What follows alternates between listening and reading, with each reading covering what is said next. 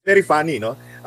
Kaya nga lagi ko sinasabi doon sa mga kaibigan kong dilawan, ano, na, oy, tandaan nyo nga, kailan ba namatay at sino ba nagpapatay kay Ninoy Aquino, no? Anong karapatan meron? Para bang anong pumasok sa isip ninyo at nakikipag Kaya nga dito ka ngayon magtataka sa mga dilawan. Hindi nyo ba naalala na bakit namatay si Ninoy Aquino? Si Ninoy Aquino ang nagsimula sa Dilaw. Okay?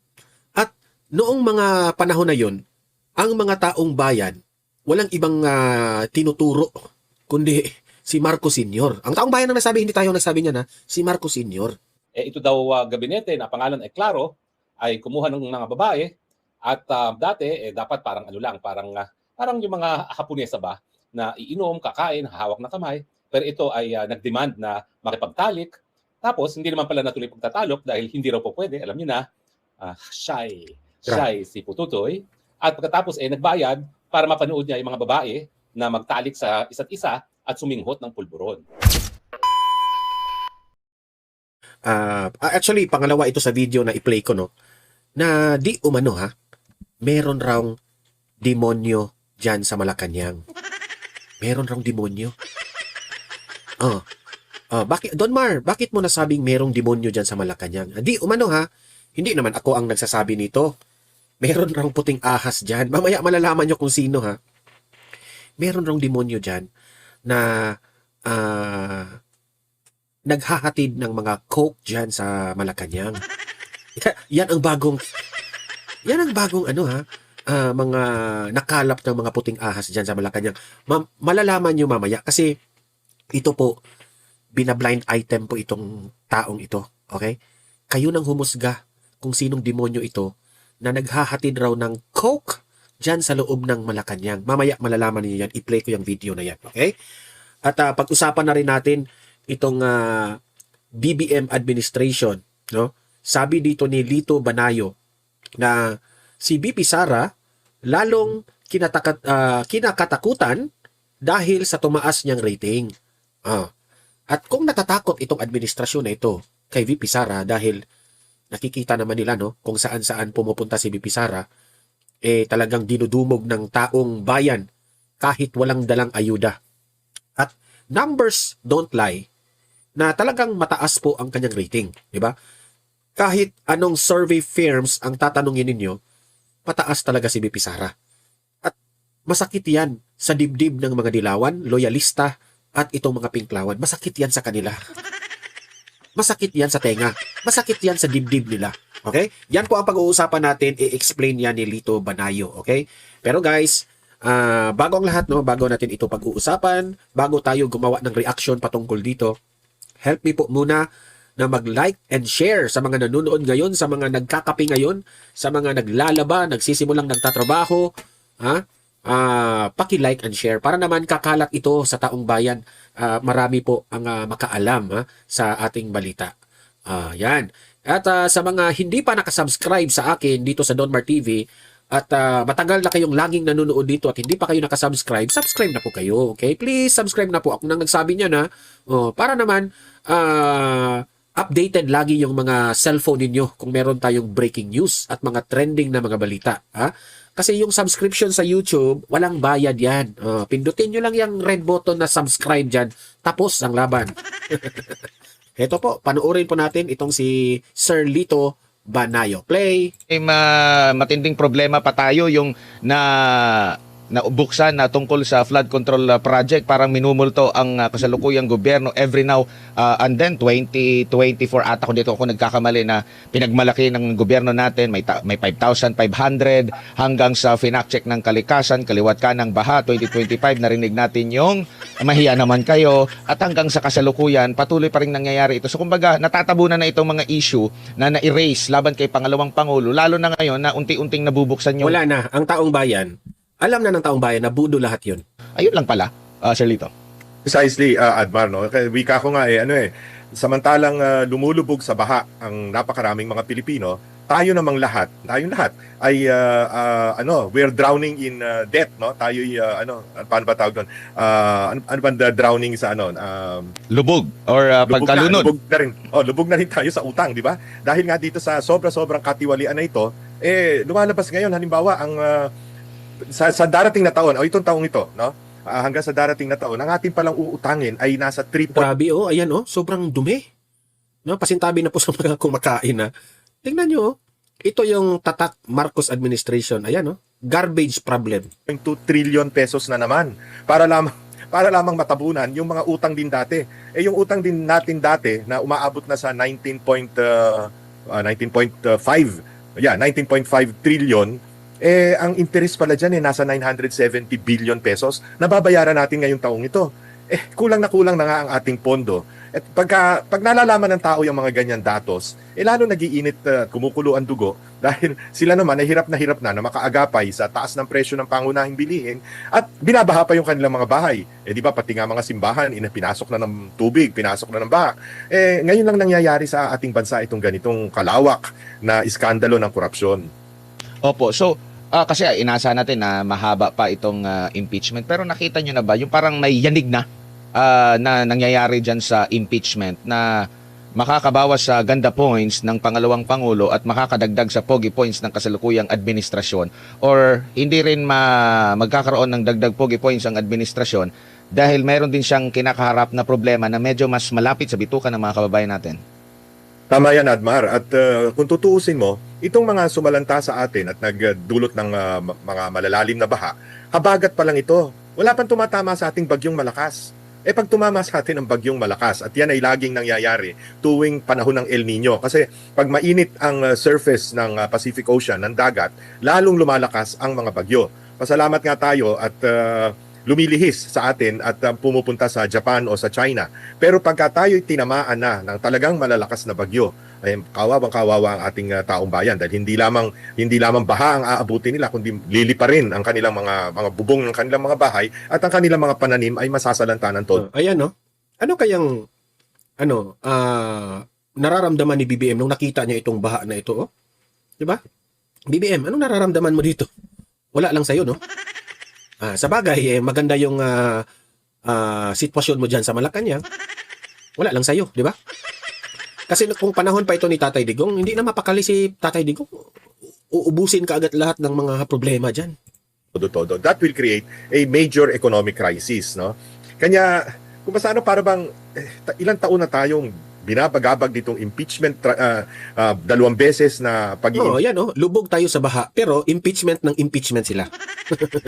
Impeach kay Vice President Inday Sara para sa halaga na kung tutuusin mo ay katiting ng halaga ng winaldas, no, sa korupsyon, no, sa flood control at sa iba pa, pati sa PhilHealth, pati sa PDIC, lahat halos nasakay ng gobyerno no?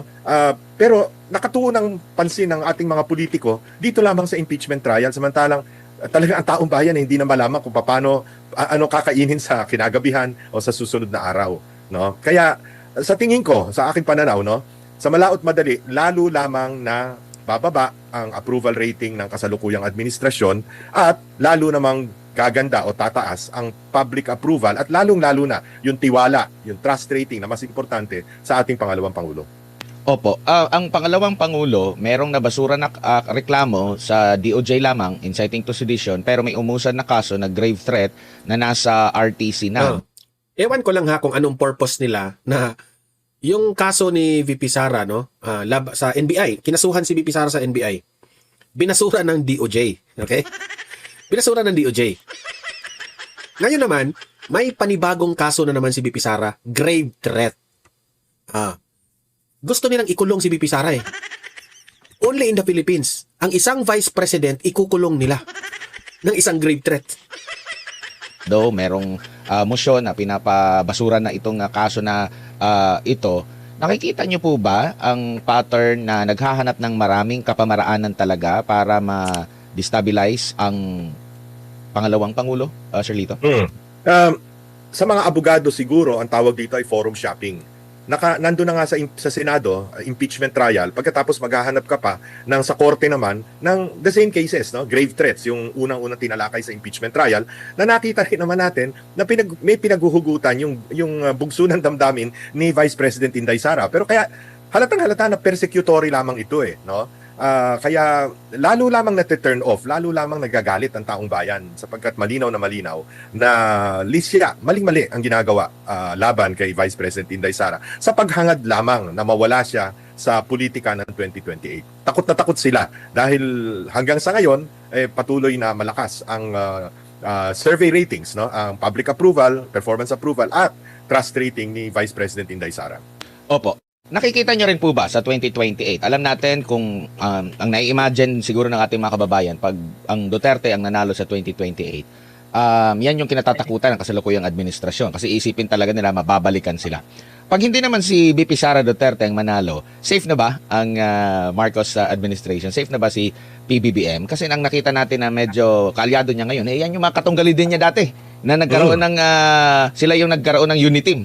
Yung unity team dati nawala na. Sinusuka. Opo. Yung mga sinusukat dati na ngayon kinakain na naman nilang muli, no? It's very funny, no? Kaya nga lagi kong sinasabi doon sa mga kaibigan kong dilawan, ano, na oy, tandaan niyo nga kailan ba namatay at sino ba nagpapatay kay Ninoy Aquino, no? Anong karapatan meron? Para bang anong pumasok sa isip ninyo at Kaya nga dito ka ngayon magtataka sa mga dilawan. Hindi nyo ba naalala na bakit namatay si Ninoy Aquino?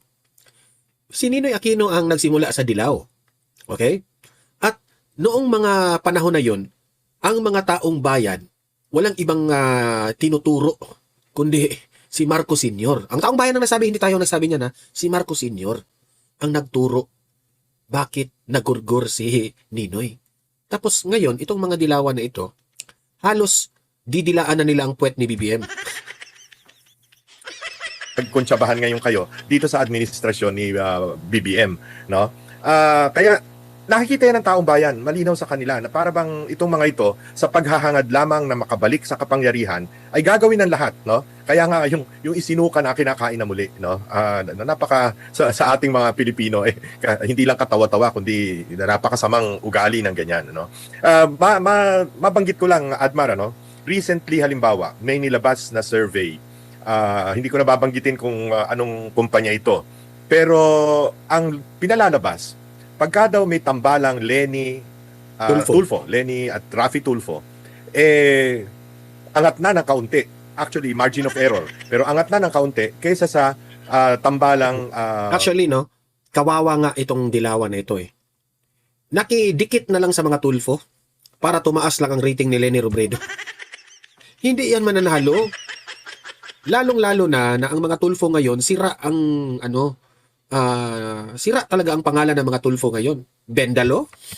Nasira sila doon Si Raffy Tulfo, na akala natin matapang. Pagdating doon sa Senado, tiklop ang kanyang bibig dyan sa flood control. Boo! VP Inday Sara at si Senator Amy Marcos. Ito'y katawa-tawa sapagkat ang napaka-importante sa paggawa ng survey, kaya halatang-halata mong itong survey na ito talagang sinadya lamang ng kung sino nagbayad sa survey company na ito. Bakit ka magkakaroon ng survey at this point na ang research design mo, ang questionnaire mo, ang tinatanong mo, meron na kagad tambalan, no? Dalawang pinagbabanggaan mong tambalan na maliban kay VP Inday Sara, siya lang naman ang nagsabing siya tatakbo sa 2028. Nagsabi ba si Amy Marcos, Senator Amy Marcos, na siya tatakbo bilang Vice President ni Inday Sara? Hindi. Si Lenny ba at saka si Tulfo, nagsabi na sila tatakbo. So halatang-halata mo na talagang sinadya na kasi alam nila na parang asiwa ang taong bayan kung ang magpapareha, ang magtatandem ay parehong babae. At wala naman sigurong pangalawa, ang ipapareho mo pa kay VP Inday Sara ay isang Marcos. So talagang sinadya yung tanong, no, para makakuha ng mas malaking boto para dun sa tambalang Lenny Tulfo na pareho naman hindi naman nagsasabing sila'y tatakbo. So halatang-halata ang mga lahat na lamang ng propaganda tools ay ginagawa nila, pati yung paggawa ng mga survey na dubious ang research design para lamang pakita sa taong bayan na humihina si VP Inday Sara, which is very far from the truth. Bakit hindi na lang solo-solo na lang kung presidente? Diba, lumabas naman sa Pulse Asia yung solo-solo. Lumabas din sa... Bakit hindi isolo-solo? Kasi kung isolo mo, mainiduro Diba? Kailangan lang dumikit-dikit dito sa Tulfo para madagdagan kaunti. WR numero, yung solo-solo. O hindi ba, ang laki ng, pagsamahin mo man ang boto ni Lenny at saka ni Raffy Tulfo, lamang pa rin. Pagsamahin mo yung dalawa, lamang pa rin si VP VP Sara. Inday Sara. So, kaya halatang halata yung may mga survey firms na siguro para sa akala nila, mabobola nilang tao na pwede yung kanilang methodology na yon, no? Yung research design na maling-mali. Wala. Punta tayo dito sa inaabangan ninyo. Ha? Sino itong blind item na naghahatid raw ng Coke dyan sa Malacanang? Wow! Alamin yan kay Attorney Harry Roque. Magandang araw sa inyong lahat. Bihira naman ako na nagsuspox hour tungkol dun sa mga showbiz-like na mga blind items, no? Pero kahapon kasi, napakinggan ko yung broadcast ni Maharlika. Alam niyo, napakataas ng pagtingin ko at respeto kay Maharlika kasi alam natin na kung gugustuhin lang ni Maharlika, siguro bilyonaryo na siya ngayon, no? Dahil isa siya sa pinaka-loyal na talagang loyalista ni Marcos, no? Bago pa niya nakita na pagsasamantala lang pala sa tiwala ng bayan ang ginagawa ng mga Marcos. Kasi tinawag nila itong si Claro. Sino ba si Claro? Ito raw si Claro, siya raw yung demonyo dyan sa Malacanang. Sige nga. At ngayon, isa siya sa pinakamatinding kritiko ng mga Marcoses, kasama na ang kanyang may bahay na bininyagan ni Maharlika na Lisa Tanas. Si Maharlika ang talagang nangunguna sa pagsasabi na ang Marcos ay bangag, dati pa niya sinasabi yan, na ang Marcos ay nasa mastermind ng mga kakurukutan sa bayan, hindi lang sa flood control, kundi na doon sa lahat ng mga smuggling, whether be it agriculture or mga langis at iba't iba pang mga bagay. No? So lahat ng mga baho ng mga Marcoses, chances are si Maharlika. Bakit? Kasi marami siyang puting ahas. At kaya naman marami siyang puting ahas, dahil nga galing siya sa kampo ng mga Marcoses. Natural, kilala niya lahat ng mga supporters ni Marcos na marami ngayon ay disappointed talaga sa mga pangyayari. Siguro marami sa kanila nag-isip na itong si Marcos ay magbabago katapos maging presidente kasi nga nais niyang baguhin ang nasirang pangalan ng kanyang ama na si Diktador na Marcos Sr. Pero mas malala pa pala kasi nga bangag, pinababayaan ng kanyang may bahay na magpatakbo ng gobyerno at kurakot. Alam nyo, nung simulang na bumabanat itong si Maharlika, lalong-lalo na sa First Lady, no? May isa akong spokesaway na sinabi ko, kahit pa gano'n mong kabuisit si First Lady, kahit pa paano, dapat bigyan mo naman ng kahit pa paanong respeto. Kaya nung una, talagang ilang sa akin si Maharlika. Sa loob-loob ko, bakit mo siya maiilap? Ako naman, never ako talaga Marcos supporter. Ang talagang sinabi ko lang naman dun sa broadcast na yun, nung talagang tinitira ni Maharlika si Lisa at tinawag na Lisa Tanas dahil nga dun sa panggidnap ng anak ni distressed mother, sabi ko, konting respeto. Pero of course, sa mga dumating na mga panahon, nabiyak ang unit team, lahat kami nagkaroon ng realization na kami nabudol ni Marcos Jr. at natural, naging malalapit kami sa isa't isa kasi feeling nabudol. No? So, kinakailangan talagang magsama-sama at kumbaga, to lick each other's wounds dahil kami nga ay nabudol ni Marcos Jr. So, hindi ako napagtataka na yung broadcast hapon ni Maharlika na pinakinggan at panoorin niyo po, tungkol ito kay Claro. Si Claro, Sino ba kasi si Claro? isang mataas na miyembro ng gabinete ni Bangag na di umano ay nagpapatawag ng mga babaeng mga magaganda umaapir sa Betamax. Ibig sabihin siguro ito yung mga triple X. Pero I take it magaganda at nagbayad o isang pagkakataon ng Setyembre ng isang taon ng mahigit kumulang 1 milyon. Mga 3 babae yan at ang sabi ni Maharlika sa kanyang pagdadrama ng kanyang impormasyon galing sa puting ahas, ito daw gabinete na pangalan ay Claro ay kumuha ng mga babae at dati dapat parang parang yung mga Haponesa ba na iinom, kakain, hahawak ng kamay, pero ito ay nag-demand na makipagtalik. Tapos hindi naman pala natuloy pagtatalok dahil hindi raw po pwede, alam niyo na, shy si Pututoy. At pagkatapos nagbayad para mapanood niya yung mga babae na magtalik sa isa't isa at suminghot ng pulburon. Grabe. Tapos ang pinakamatindi, milyones ang ginastos ng isang gabi. Sa panahon na nakikita natin na ang mga mahihirap ng ating mga kababayan ay lumulutang-lutang sa tubig baha dahil kinukurakot ang flood control. At doon sa mga revelasyon na naririnig natin, hindi lang sa Senado, kung hindi pati na sa pagtitistigo ni Bunoan. Sinabi na po ni Bunoan, itong Mig Zubiri, at hindi ako talaga ever since soldier kay Mig Zubiri, ay pinamunuan bilang Senate President yung pagdi-disburse. Na kung di ako nagkakamali, magkano ba yun? Sandali, titignan ko, baka ako magkamali. Ginawa ko yung entry sa Facebook. Titignan ko lang kung ano sabi ko sa Facebook, kung gaano karami yung pera na kanyang pinamunuan, yung leadership fund. Yun ang sabi, no? Nagkaroon daw ng leadership fund at ang nagdi-disburse ng leadership fund ay itong si Senate President. No? Now, magkano yung Senate President? Ito po ay sa testimonya ni Secretary Bunoan dating DPWH Secretary, alam ko matino yan, dahil yan ay roommate ni Tatay Digong sa YMCA.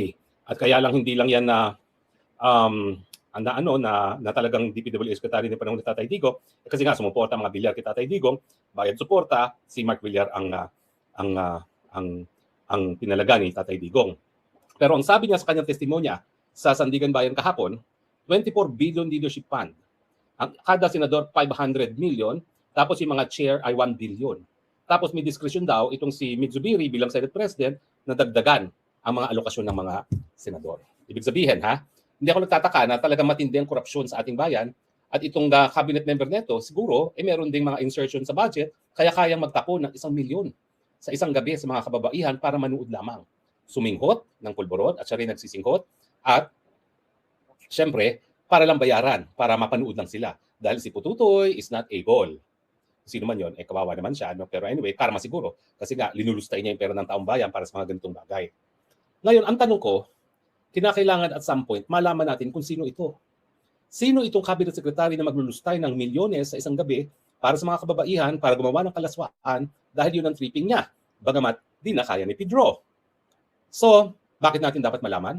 Well, unang-una, kasi bukod sa nabalita na at ang sariling kapatid ni Presidente nagsabi na pulboronic itong si Marcos Jr., ang sabi dito sa puting ahas ni Maharlika, itong cabinet secretary rin sumisinghot. At syempre, nandiyan naman yung mga sinasabi ni Cathy Binag na marami talagang mga nakapaligid kay Bangag na ngayon ay nasa gabinete o di naman kaya iba't ibang opisina ng gobyerno na kasakasamang sumisinghot.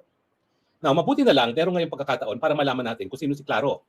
Unang-una, halos kalahati pa ng gabinete ay hindi pa nabibigyan ng go signal ng Commission on Appointments. Siguro para malaman natin kung sino si Claro, dapat lahat ng haharap sa Commission on Appointments ngayon magbigay ng hair follicle test. Dahil sa pamamagitan ng hair follicle test, mananaraw daw natin kung sino yung wala pang basbas ng Commission on Appointments ang siyang sumisinghot ng pulburon. Pagkatapos noon, pag malaman natin kung sino yung positive sa mga sumisinghot ng pulburon, malalaman natin kung sino si Claro.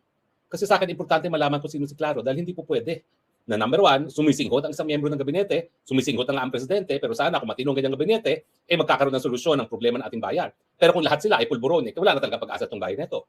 At pangalawa, malaman natin, saan niya kinukuha yung perang nilulustay niya sa kanyang mga kalaswaan dahil siya, si Pedro niya ay no more willing and no more able, at ano ang pinanggagalingan niyan. So sana nananawagan ako, lalong-lalo na doon sa mga miyembro ng minorya sa Commission on Appointments, kinakailangan baguhin yung rules. Dagdagan ninyo ang requirement.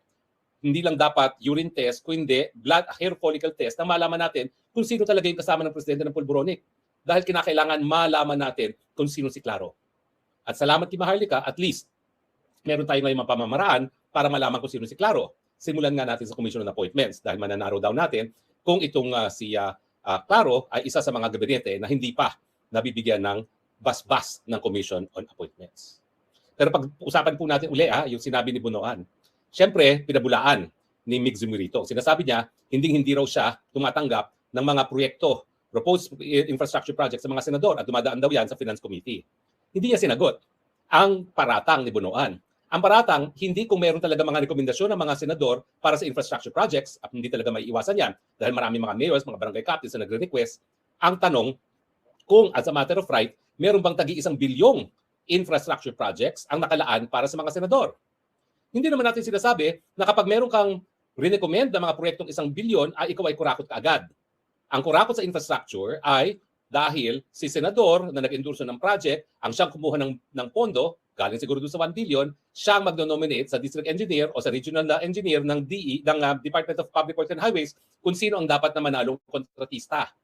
At yung kontratista ngayon, pag siya'y na-awardan na, magbibigay na ng advance. Dati-rati, nung ako'y kongresista, ang patakaram 10%, kapag kalye, 5%, kapag building, pero ngayon, as much as 45%. Advance. Kaya tuloy, ang paborito nila, flood control project. Kasi sa flood control project, balita ko hanggang 60%, o di naman kaya 100% pupunta na sa kakurakutan. Dahil sa flood control naman, hindi mabe-verify kung talaga ginawa nila yung flood control project dahil nasa ilalim nga ng tubig. Ating batayan ngayon na talaga napakaraming anomalya dyan sa flood control project, yung katotohanan na lumulutang-lutang tayo sa baha despite the fact na trilyonis na ang nagastos ng gobyerno. Kaya nga, hindi ako nagtataka. Kung lahat ng senador, lahat ng kongresista, merong sulat na nagsasabi, please consider to include this in the National Expenditure Plan. Kapag ganun, wala naman talagang mali. Kasi kung yung isang project na pinropose mo ay naaprubahan ng Regional Development Councils, Provincial at saka Regional Development Council, magkakaroon niya ng positive endorsement sa DPWH at yan ay mapapasama sa NEP or National Expenditure Plan, yung budget na sinusumite ng presidente sa Kongreso. Ang mali, kung yan ay galing doon sa tinatawag na leadership fund na meron tagi 1 bilyon ng senador, yaan ngayon ang sasabihin ng senador na dahilan sa regional engineer o sa district engineer ng DPWH, akin yung project na yan, sa leadership fund ko yan, ibigay mo yan sa aking kontratista at yung kontratista ang magbibigay na hanggang 45% na porsyentong kickback sa senador o sa congressman. Yun ang pagkakamali. Hindi so much na nag-recommend. Kahit sino po pwede mag-recommend sa NEP. Pero kung walang leadership fund, hindi mapupunduhan yon kung hindi yan kasama talaga sa programa ng DPWH. Kasi kapag ikaw naman ay kongresista o senador na nais na kumita at nais na ma-award ang project sa iyong kongresista at sa iyong kontratista, kung hindi mo mapapatunayan na ikaw ang kumuha ng pondo, hindi mo makukuha yung proyekto. Sa pamamagitan ng leadership fund, ayan na nga, po pwede na ma-identify kasama ito sa 1 billion ni senador. So ngayon, dun magkakaroon ng usaping graph or plot there. Kasi nga, sigurado na yung proyekto maibibigay sa kontratista ni senador o ni congressman at sigurado may kita. Alam niyo, matagal ko nang pinag-iisipan kung paano maiwasan yan. Sa tingin ko, tanging pamamaraan ay gayahin itong sistema sa Europa. Na ang mga miyembro ng parliament, ako hindi ko sold sa parliament, miski patuloy lang natin ang kongreso ngayon.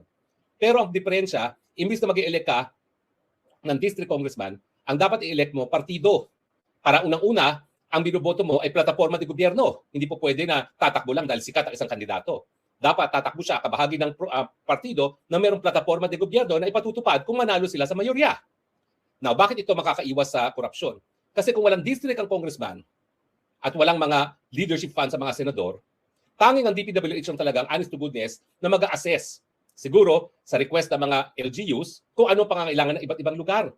Alam nyo, ako abogado ni Belica dyan sa Korte Suprema nung napawalang bisa ang PDAP at saka ang court barrel. Sabi talaga ng Korte Suprema, walang puder ang kahit sinong mambabatas na makialam sa implementasyon ng proyekto matapos maisabatas ang pangtaunang budget. Pero nangyayari nga, dahil may mga leadership fund, sinasabi ng mga senador at ng mga kongresista, ako nag-recommend ng proyektong ito, i-charge mo yan sa leadership fund ko at dapat ibigay mo sa aking kongresista.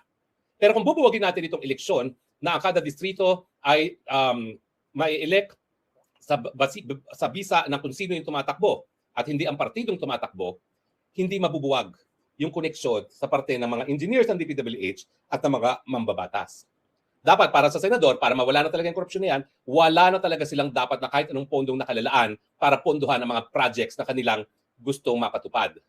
Kinakailangan yan ay manggaling ang initiative talaga, hindi sa kanila, kundi sa Department of Budget and Management. Lahat ng kinakailangan, pwede sila mag-recommend. Pero bawal na magkaroon ng pondo na panggagalingan ng budget para mapatupad ang mga proyekto. Dahil yung pondong yan, yung sinasabi nilang kami ang responsable sa pagkuha ng perang yan, ang pinagmumulan ng korupsyon ngayon. Pero sa tingin ko hindi mangyayari ito dahil ito nga Marcos administration, nais manatili sa kapangyarihan till kingdom come. Kaya nga aking palaging tanong sa inyo, hanggang kailan kayo magtitiis, mga kababayan, sa sistemang bulok, sa presidenteng bangag at korap? At syempre, dahil korap ang pinakamataas na namumuno sa bayan, lahat na ng opisyalis wala ng pagundangan, sila lahat ay korap na rin. O at least karamihan kung hindi natin lalahatin. Di ba po? Pero balik tayo kay Claro, kinakailangan masampulan si Claro. Kasi kung walang nasasampulan, walang takot sa isip at sa puso ng mga taong gobyerno na magpatuloy sa kanilang kultura ng korupsyon dahil nga ang presidente ay pinaniniwalaang korap bukod sa pagiging bangag. Pero pag nasampulan si Claro, siguro naman magsisilbing halimbawa yan sa iba na mag-ingat naman.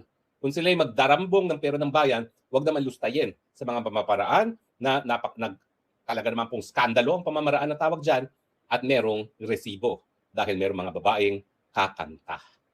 Hindi ko po alam kung ito ay may kinalaman dun sa sinasabi nilang honey trap, no? Siguro wala. Parang ang honey trap kasi, kumuha ng mga babae para gamitin ni ES Recto at hulihin while in the act. Yun ang honey trap. So sa tingin ko, itong dramatization ni Maharlika involving Claro, hindi po ito ang honey trap. Kasi ang honey trap, hindi natuloy. Gusto matuloy, pero hindi pa natutuloy.